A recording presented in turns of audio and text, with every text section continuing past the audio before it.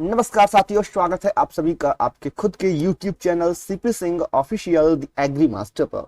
साथियों, मैं चंद्र प्रकाश आज आपको बताने जा रहा हूं किस प्रकार से आप वन विभाग में एक अच्छी जॉब प्राप्त कर सकते हैं।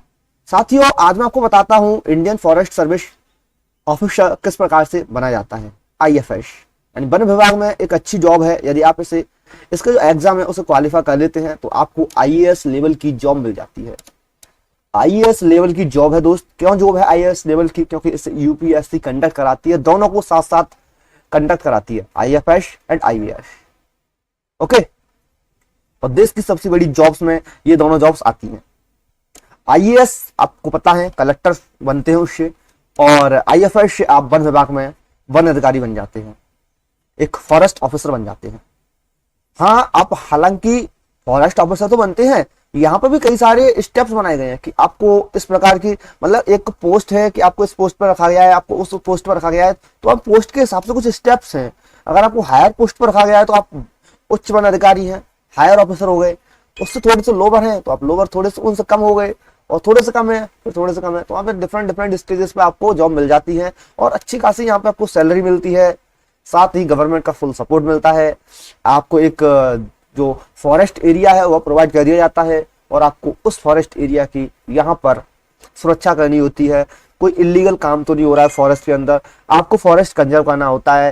ठीक, साथ ही आपको जो प्लांट्स हैं उनकी देखरेख करनी होती है। कोई प्लांट इलीगली काट तो नहीं रहा है, या पशुओं की शौक के लिए शिकार तो नहीं कर रहा है, तो सारे काम आपको देखने होते हैं। चलिए जान लेते हैं सबसे पहले IFS होता क्या है। हाँ साथियों, आगे बढ़ने से पहले आपसे एक विशेष अनुरोध रहेगा, यदि चैनल पर पहली बार आए हैं तो चैनल को सब्सक्राइब करने के बाद में वीडियो को शेयर कर दीजिए अपने साथियों के साथ में, जिससे ज्यादा से ज्यादा लोग हमसे जुड़ सके और उनका भी भला हो सके और उन्हें भी राइट इंफॉर्मेशन प्राप्त हो सके इस वीडियो से। तो चलिए अभी कर दीजिए शेयर कर देंगे आप, तभी हम वीडियो को आगे स्टार्ट करते हैं। आपको 30 सेकंड का समय देते हैं, please share the video with your friends. देखिए दोस्तों, इंट्रोडक्शन टू IFS में बात करें तो Indian forest service IFS one of the 3 all Indian service. 3 all Indian service होती हैं, मैंने तो 2 ही बताई थी आपको, IAS बताई थी और IFS बताई थी, लेकिन 3 होती हैं दोस्त। IPS भी यहीं में कंडक्ट की जाती है, इंडियन पुलिस सर्विस। ओके, ये जो है 3 ऑल इंडिया सर्विस है गवर्नमेंट ऑफ इंडिया की। Other 2 beings Indian administrative service IAS and Indian police service. तो एक तो IPS हो गई, एक IAS हो गई, एक IFS हो गई। ये तीनों एक ही लेवल की जॉब है गवर्नमेंट ऑफ इंडिया की, सबसे बड़ी जॉब है देश के अंदर। IFS जो है, इसका एस्टेब्लिशमेंट जो है 1966 में किया गया था, इंश्योर करने के लिए scientific management of forest in India. IFS officers are tasked with the management of forest resources, wild life and biodiversity of the country, working towards the conservation of the environment. जो हमारा environment है, प्रकृति है, उसके conservation के लिए भी इन्हें काम करना होता है और इंप्लीमेंट करनी होती है जो फॉरेस्ट पॉलिसीज गवर्नमेंट के थ्रू बनाई जा रही हैं, नेशनल फॉरेस्ट पॉलिसीज, उन्हें कि सही तरीके से वह काम कर रही हैं। उनको प्रोजेक्ट चलाने होते हैं फॉरेस्ट जो हमारे वन है उनके कंजर्वेशन है, मैनेजमेंट है, उससे रिलेटेड। अब बात कर लेते हैं रोल्स एंड रिस्पॉन्सिबिलिटीज आखिरकार होती क्या है एक IFS की। आपको यहाँ पता चला IFS क्या है। IFS जो है हमारा फॉरेस्ट ऑफिसर की एक जॉब है, फॉरेस्ट वन विभाग की एक अच्छी जॉब है। वन विभाग में आप फॉरेस्ट ऑफिसर बन जाते हैं IFS को क्रैक करने के बाद में। ये IAS IPS लेवल की लेवल की जॉब है, आप उच्च बराबर की रख लीजिए। और ऑल इंडिया सर्विस जो है भारत सरकार की, उनमें जो तीनों जॉब बताई है मैंने, उच्च नंबर की जॉब है, हायर जॉब है, इनके बराबर कोई है नहीं, ठीक है, क्योंकि इन्हें UPSC ही कंडक्ट कराती है। रोल्स एंड रिस्पॉन्सिबिलिटीज IFS की क्या रहती है? तो देखिए, फॉरेस्ट का मैनेजमेंट करना होता है इन्हें, planning and implement of policies related to forest conservation, afforestation, reforestation, wild life protection करने होते हैं, इंश्योर करना होता है protection of wild life, managing national parks, wild life sanctuaries. Biodiversity conservation करना होता है, preserving diverse flora and fauna of the country. Forest law enforcement, यहाँ जो फॉरेस्ट के लॉ बनाए गए हैं, नियम बनाए गए हैं, उन्हें इन्फोर्सिंग करना होता है related to forest and wild life, preventing illegal activities like poaching and deforestation. Community engagement की बात करें तो यहाँ पे देखिए working with local communities with NGOs to promote sustainable forest management practices. Administrative duties की बात करें तो इन्हें मैनेजिंग करनी होती है फॉरेस्ट रिसोर्सेज की, overseeing forest staff and ensuring the execution of forest government policies at the ground level. और साथियों मैंने आपको स्टार्टिंग में बताया था कि यहाँ पर कई जो पोस्ट हैं कई प्रकार की स्टेजेस में है। अगर आपके यूपीएससी में अच्छे नंबर आ जाए तो आपको हायर जॉब मिलेगी, उसी प्रकार से है। देन एलिजिबिलिटी क्राइटेरिया की बात करें तो आप भारत के जो सिटीजन होने चाहिए और सब्जेक्ट ऑफ नेपाल, भूटान और Tibetan refugee who came to India before January 1962। 1962 जनवरी 1962 से पहले नेपाल, भूटान, तिब्बतन जो भी इन तीनों से आए हुए रिफ्यूजी हैं, भारत के अंदर अब रह रहे हैं, भारत की नागरिकता है उनके पास, तो वो भी यहाँ एलिजिबल है यदि वह 1962 से पहले के आए हुए हैं तो। With the intention of permanently settling in India, उनका इंटेंशन ये होना चाहिए भारत में परमानेंट सेटल है, भारत की नागरिकता है और भारत में रहेंगे, लौट के नहीं जाएंगे, तो वो यहाँ एलिजिबल है, नहीं तो वो अप्लाई नहीं कर सकते। ओके, और सिटीजन ऑफ इंडिया जो है भारत के नागरिक यहाँ अप्लाई कर सकते। एज लिमिट की बात करें तो यहाँ एज लिमिट जो है 21 से 32 वर्ष की रखी गई है।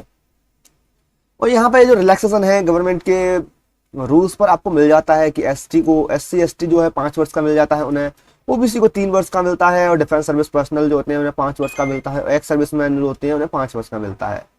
सबसे कम ओबीसी को ही है यहाँ पे, ठीक है।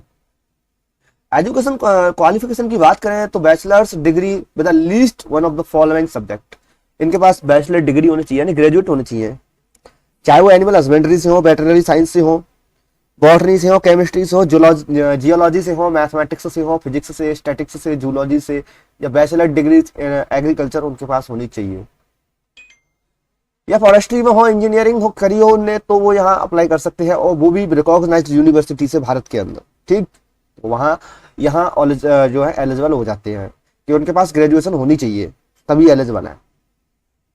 अब एग्जाम की बात करें तो देखिए सिलेक्शन प्रोसेस जो है 3 चरणों में कराई जाती है यूपीएससी के द्वारा। यूपीएससी आप जानते ही हैं, union public service commission, UPSC, ठीक है। यहाँ सबसे पहले प्रिलिमिनरी एग्जामिनेशन होता है, प्रीलिम्स बोलते हैं जिसे। ये जो एग्जाम है आईएएस आईएफएस का कॉमन ही होता है, यहाँ कोई डिफरेंस नहीं है, सेम एग्जाम है, ठीक है। 2 पेपर यहाँ पे होते हैं, दोनों ऑब्जेक्टिव टाइप होते हैं। General studies, civil service aptitude से रिलेटेड यहाँ पे जो क्वेश्चन आते हैं, तो वो आपको दोनों यहाँ पे एग्जाम देने होते हैं। आईएएस आईएफएस दोनों का एक ही एग्जाम होता है, ये ध्यान रखिएगा।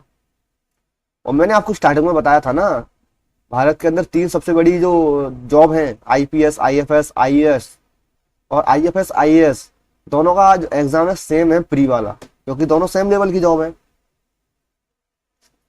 मेन एग्जामिनेशन की बात करें, मेंस की, तो यहाँ आईएफएस में आपके 6 पेपर होते हैं, 6 पेपर होते हैं। जनरल इंग्लिश का होता है 300 नंबर का होता है, जनरल नॉलेज का होता है 300 नंबर का। 2 पेपर जो होते हैं आपके 1 ऑप्शनल सब्जेक्ट 200 नंबर के होते हैं, एनी 1 ऑप्शनल सब्जेक्ट। 2 पेपर्स आपके अनदर ऑप्शनल सब्जेक्ट्स के होते हैं। Subjects for the optional paper include agriculture, botany, chemistry, forestry, geology, mathematics, physics, statics, zoology and engineering. तो यहाँ इस प्रकार के जो ऑप्शनल सब्जेक्ट हैं यहाँ आपको सिलेक्ट करने होते हैं। देन आपका इंटरव्यू होता है जो कि 300 मार्क्स कैरी करता है। अगर आप इंटरव्यू क्लियर कर देते हैं, क्रैक कर देते हैं, पूरा एग्जाम इंटरव्यू क्लियर कर देते हैं, तो आप सिलेक्ट कर दिए जाते हैं एज आईएफएस या आईएएस। आईएएस के लिए डिफरेंट प्रोसेस है, यहाँ आईएफएस की बात कर रहे हैं बेसिकली। देखिए सैलरी एंड करियर ग्रोथ की बात करें तो स्टार्टिंग सैलरी जो रहती है 56,100 रुपये पर मंथ होती है। यहाँ अलाउंस भी इंक्लूड है कि आपको travel allowance, house rent allowance और भी चीज़ों के अलाउंस मिल रहे हैं गवर्नमेंट के थ्रू, तो यहाँ ऐड है, तब जाके 56,100 रुपये हो रही है। ये जो इनिशियल सैलरी है। यहाँ अलाउंस मैंने आपको बताया, house rent allowance, dearness allowance, medical facility सब इंक्लूडेड है। करियर ग्रोथ की बात करें तो एंट्री लेवल होती है आपकी ASCF होती है, असिस्टेंट कंजर्वेशन ऑफ फॉरेस्ट। मैंने आपको बताई ना, डिफरेंट पोजीशंस पर आपको सेलेक्ट किया जाता है। सबसे पहले आपको इस पोस्ट के लिए सेलेक्ट किया जाता है, एंट्री लेवल है। फिर आपको कुछ वर्ष बाद, फ्यू ईयर्स आफ्टर, आपको DCF बना दिया जाता है, deputy conservation of forest. Then conservation of forest आपको बना दिया जाता है, mid level position with more responsibilities, ज्यादा आपको रिस्पॉन्सिबिलिटीज मिल जाती है। Then chief conservation of forest बना दिया जाता है, CCF, सीनियर पोजीशन। आपको लार्ज फॉरेस्ट एरिया को देखना होता है। फिर आपको additional principal chief conservation of forest बना दिया जाता है, APCCF। तो ये डिफरेंट डिफरेंट स्टेप्स में आपकी जो प्रमोशन है वो चलता है, करियर की ग्रोथ चलती है आगे। और हाँ, यदि आप एक बार आईएफएस बन जाते हैं, अब आपके मन में इच्छा है कि हम बैंक की जॉब भी दे लें, तो आप यहाँ नहीं दे सकते। यदि आप आईएफएस बन चुके हैं तो आपको यहाँ इस्तीफा देना होगा, तभी आप किसी दूसरी जॉब के लिए अप्लाई कर सकते हैं। अदरवाइज आप यहाँ दूसरी जॉब का एग्जाम भी नहीं दे सकते हैं। एक बार यदि आप आईएफएस या आईएएस बन जाते हैं, लोक सेवा आयोग की जो कोई भी जॉब हो, अगर आप उसे सेलेक्ट कर लेते हैं, जैसे आईएएस है, आईपीएस और ये भी है, यदि आप ये बन जाते हो, देन आप कोई भी जॉब अप्लाई नहीं कर सकते हो। कब तक नहीं कर सकते? जब तक आप यहाँ वर्क कर रहे हैं। यदि आप यहाँ रिजाइन देते हैं तब आप वहाँ जॉब कर सकते हैं। आपने यहाँ रिजाइन दिया, आपकी ज्वाइनिंग मतलब वहाँ आप अच्छा नहीं, बेहतर नहीं कर पाए, तो आपकी ये जॉब भी गई हाथ से और वो तो गई ही गई। तो यहाँ सोच समझ कर ही स्टूडेंट को पैर रखना चाहिए। Principal chief conservation of forest PCCF आपका जो नेक्स्ट प्रमोशन होता है एपीसीसीएफ के बाद में। देन लास्ट में आपका होता है apex position at the national level, director general of forest. तो ये कुछ इस प्रकार से आपके जो प्रमोशन से चलते हैं, इस प्रकार से आपके करियर की ग्रोथ होती है। तो आप देख सकते हैं कितने स्टेप्स में करियर की ग्रोथ हो रही है। ठीक है, सैलरी मैंने आपको बताई दी है, सारी चीजें बताता हुआ आया हूँ। अब देखिए कंक्लूजन क्या है। Becoming an IFS officer is a prestigious career choice that involves significant responsibility in managing and conservation India's forest resources. The path to this career requires dedication, rigorous preparation for the UPSC exam, and a commitment to the environmental conservation. With a structured career growth and various opportunity for a professional development, the IFS offers a rewarding and impactful career. तो friends, इस video के माध्यम से आपको सारी information provide कर दी गई है कि सैलरी कितनी मिलती है, एग्जाम्स किस प्रकार से कराए जाते हैं, एज लिमिट क्या है, और एजुकेशन आपको क्या चाहिए, रोल्स एंड रिस्पॉन्सिबिलिटीज क्या रहती है, और आईएफएस बेसिकली होता क्या है, किस प्रकार की जॉब है, आप क्या कर सकते हैं क्या नहीं कर सकते हैं एज आईएफएस बनने के बाद में, किस प्रकार से अभी करियर की ग्रोथ होती है, सारी चीजें मैं आपको बता दिया है।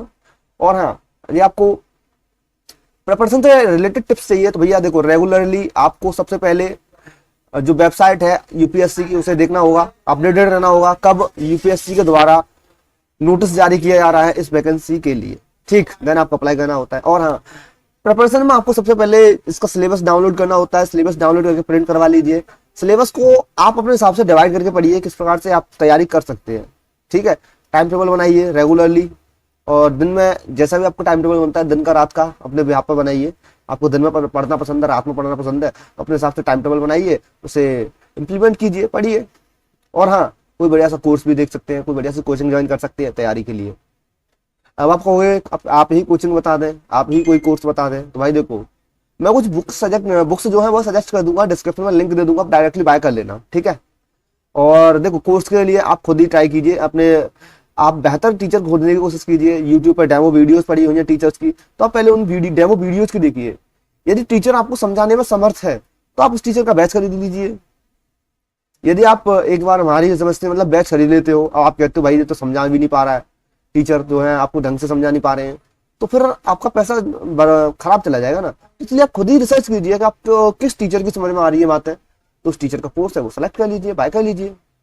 और हाँ, हमारे चैनल को सब्सक्राइब जरूर कर लीजिएगा, क्योंकि वैल्यूएबल इनसाइट आपको और गाइडेंस जो है रिलेटेड एग्रीकल्चर एंड एजुकेशन मिलता रहता है हमारे चैनल के माध्यम से। और हाँ, सब्सक्राइब करने के बाद आप कभी भी मिस नहीं कर पाएंगे हमारे डेली लाइव फ्री क्लासेस, यदि आप मन से सब्सक्राइब करते हैं और हमारा कंटेंट देखना चाहते हैं तो। ठीक है, recorded videos, free test PDFs and notes जो भी हमारे डाउनलोड करने के लिए वेबसाइट पर अवेलेबल हैं। लाइक कमेंट शेयर कर दीजिए अपने प्यार को हमारे साथ में, हमारे चैनल के लिए। साथियों, अब मिलेंगे आपसे नेक्स्ट वीडियो में, तब तक के लिए जय हिंद जय भारत। और हाँ, आप किस जॉब के रिलेटेड वीडियो चाहते हैं, आपको किस जॉब के बारे में जानना है कि ये जो जॉब है किस प्रकार से हम एक्सेस कर सकते हैं, किस प्रकार से ये वाला अधिकारी बन सकते हैं, जैसे कृषि विज्ञान केंद्र में साइंटिस्ट कैसे बन सकते हैं, एआरएस कैसे बन सकते हैं, जेआरएफ कैसे क्रैक कर सकते हैं, नेट क्या होता है, तमाम एग्जाम भैया एग्रीकल्चर स्टूडेंट्स के लिए, एग्रीकल्चर वालों के लिए ही पेज है, क्योंकि यहाँ आप देख सकते हैं एग्री मास्टर लिखा हुआ है। तो टेंशन मत लीजिए, मैं यहाँ उपलब्ध हूँ आपको गाइडेंस देने के लिए। चलिए बताइए, जो भी आपकी क्वेरी है सॉल्व की जाएंगी। ठीक है, और हाँ, इंस्टाग्राम पे फॉलो कर लीजिएगा, क्योंकि वहां हम आपको रेगुलरली अपडेटेड करते रहते हैं जो भी क्वेरीज आती है उससे रिलेटेड। ठीक है, तो आशा करते हैं सारे डाउट्स अब क्लियर हो चुके होंगे। अब मिलेंगे आपसे नेक्स्ट वीडियो में, तब तक के लिए जय हिंद जय भारत।